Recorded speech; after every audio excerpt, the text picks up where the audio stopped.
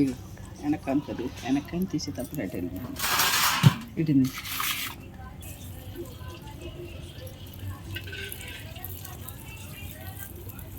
వెనక్కి తీ.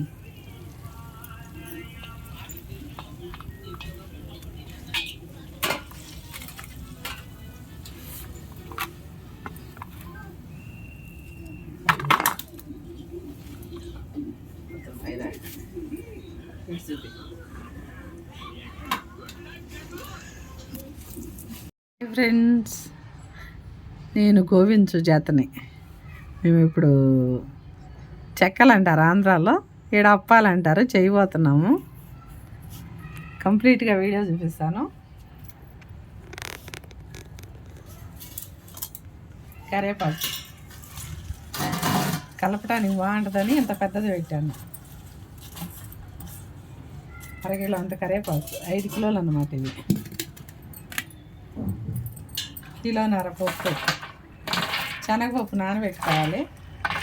నానబెట్టి శుభ్రంగా కడిగాం. నుంచొంది దూరం నుంచి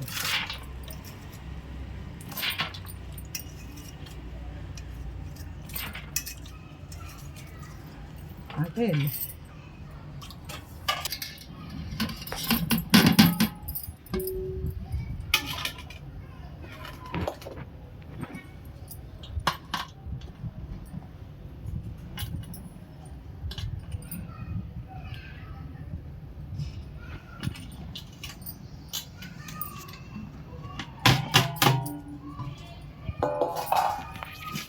ఇది అల్లం పచ్చిమిర్చి పేస్ట్ చేశాను. ఇట్లా వేస్తే చెక్కలు బాగుంటాయి. ఇది జీలకర్ర,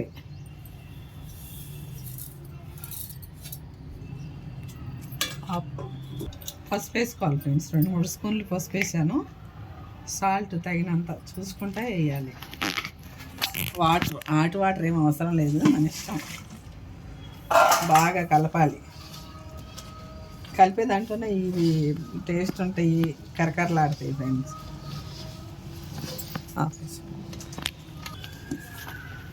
కొద్దిగా వాటర్ వేసుకుంటా ఇట్లా బాగా కలపాలి ఫ్రెండ్స్. 15 నిమిషాలు కలపాలి. ఇట్లా ముద్దకొచ్చేటట్టుగా ఇట్లా కలపాలి గట్టిగా. ఎందుకంటే ఒక 15-20 నిమిషాలు అయితే మెత్తగా అయింది. బాగా కలుపుకొని వేరే గిన్నెలో పెట్టి 10 నిమిషాల తర్వాత స్టార్ట్ చేయాలి.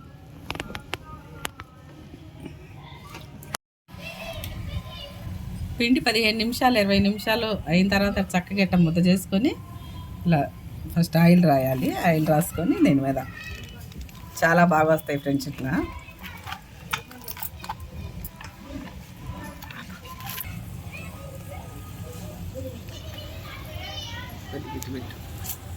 పుల్లల పొయ్యి మీద ఇట్లా చేస్తుంటే చాలా బాగా వస్తాయి ఫ్రెండ్స్.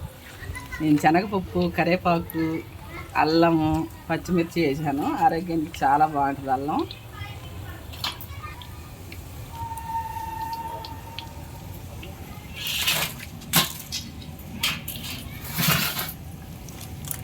కొద్దిగా గట్టిగా ఉంటాయి ఫ్రెండ్స్, ఎందుకంటే ఆయిల్ తక్కువ పట్టింది కనుక చాలా టేస్ట్గా ఉంటాయి. దీనిలో అల్లం, కరివేపాకు, జీలకర్ర, పచ్చిమిర్చి వేసాను. చాలా బాగుంటుంది ఫ్రెండ్స్. ఇవి ఆంధ్రా స్టైల్ అనమాట. ఇక్కడైతే నువ్వులు వేస్తారు, పలసగా చేస్తారు, మెత్తగా ఉంటాయి. పుల్లల పొయ్యి మీద నేను చాలా ఇంట్రెస్ట్గా చేస్తున్నా ఫ్రెండ్స్. ఒకసారి ట్రై చేయండి, తిని చూడండి. ఆయిల్ చాలా తక్కువ పడుతుంది. ఇక్కడలాగా చేస్తే నువ్వులు వేసి పలసగా కలిపితే చాలా నూనె పట్టిద్ది, మెత్తగా ఉంటాయి అవి. ఇవి కొద్దిగా కరకరలు ఆడుతుంటాయి, గట్టిగా ఉంటాయి. ఎందుకంటే ఆయిల్ నేను తక్కువ లాగాలని, ఇట్లా గట్టిగా ఉండాలని శనగపప్పు, అల్లము, ఇందులో కరివేపాకు, జీలకర్ర వేసాను. కట్టెల పొయ్యి మీద చేసా ఫ్రెండ్స్. తిని టేస్ట్ చూడండి.